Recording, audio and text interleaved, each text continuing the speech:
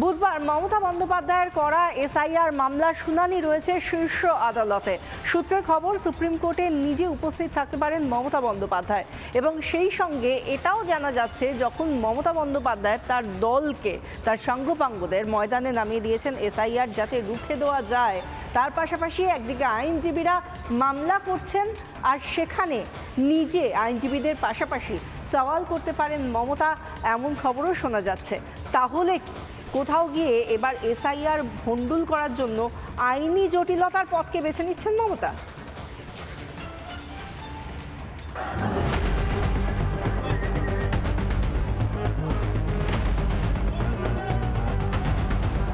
দালালি করতেছেন নাকি এখানে? আপনার অফিসারকে ক্লিয়ার ইনস্ট্রাকশন দেন। আমি 8 ঘন্টা পর কিছু অন্য কাউন্টারে দেখি যে ভুলভাল হচ্ছে, তাহলে কিন্তু কাউকে বেরোতে দেবো না। Why on the eve of election? Because automatically February month they will announce the notification. So within 2-3 months, is it possible?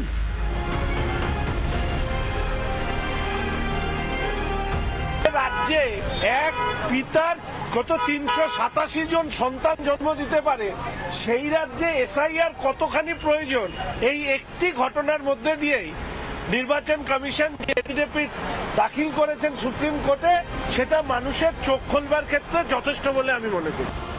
বাংলায় এসআইআর রুখতে এবার শেষ অস্ত্র তৃণমূলের। যেভাবেই হোক এসআইআর রুখতে হবে, তাই তো সব কাজ ছেড়ে দিল্লিতে তৃণমূল কংগ্রেস। রাজধানীতেও এসআইআর ইস্যুতে মানুষকে বিভ্রান্ত করতে এক মরিয়া চেষ্টা। Why on the eve of election? Because automatically February month they will announce the notification. So within 2-3 months, is it possible without planning, without mapping, without proper training, without proper infrastructure to do the SIR? অন্যদিকে জাতীয় নির্বাচন commission ও CEO দপ্তরের বিরুদ্ধে মমতা বন্দ্যোপাধ্যায় যে মামলা করেছিলেন, বুধবার সেই মামলার শুনানির সম্ভাবনা। সূত্রের খবর, সেই শুনানিতে সওয়াল করতে পারেন মমতা বন্দ্যোপাধ্যায়। রাজ্য জুড়ে এসআইআর নিয়ে তোলপাড়ের মাঝেই এবার সুপ্রিম কোর্টে সওয়াল করতে পারেন মমতা বন্দ্যোপাধ্যায়। বুধবার বিচারপতি সূর্যকান্ত এবং জয়মাল্য বাগচির বেঞ্চে এসআইআর মামলার শুনানি রয়েছে। নিয়ম বলছে সুপ্রিম কোর্টের নথিভুক্ত কোনো আইনজীবী কোনো মামলায় সওয়াল করতে পারেন, কিন্তু মমতা বন্দ্যোপাধ্যায় কি উচ্চ আদালতের নথিভুক্ত আইনজীবী? বাংলায় এত জ্বলন্ত ইস্যু, সেগুলো ছেড়ে দিল্লি যাওয়ার মানে কি? পুড়ছে তখন নেরো বাঁশি বাজাচ্ছে। বাংলা দিদিমণিকেও দেখলাম কলকাতায় যৌতুকগৃহ হয়ে গেছে, দিদি দিল্লিতে গিয়ে সার্কাস দেখাচ্ছে। নেরো বাঁশিবাজি ছিল, দিদি দিল্লিতে গিয়ে সার্কাস দেখাচ্ছে, যখন তার বাংলায় এরকম যৌতুকগৃহ আমাদের সামনে খাড়া হয়ে আছে। তাছাড়াও এসআইআর তো বাকি অনেক রাজ্যে হচ্ছে, কই কোথাও তো অসুবিধা হচ্ছে না। তাহলে তৃণমূলের এত কেন অসুবিধা? উত্তর কলকাতাতেও তো হয়েছে, দক্ষিণ কলকাতাতেও হয়েছে, তৃণমূলই জেতা জায়গা, তো সেখানে তো কিছু হয়নি। শুধু মুর্শিদাবাদ, মালদা এবং বাছাই করা এই ধরনের জায়গাগুলো সেই জায়গায় হচ্ছে কেন?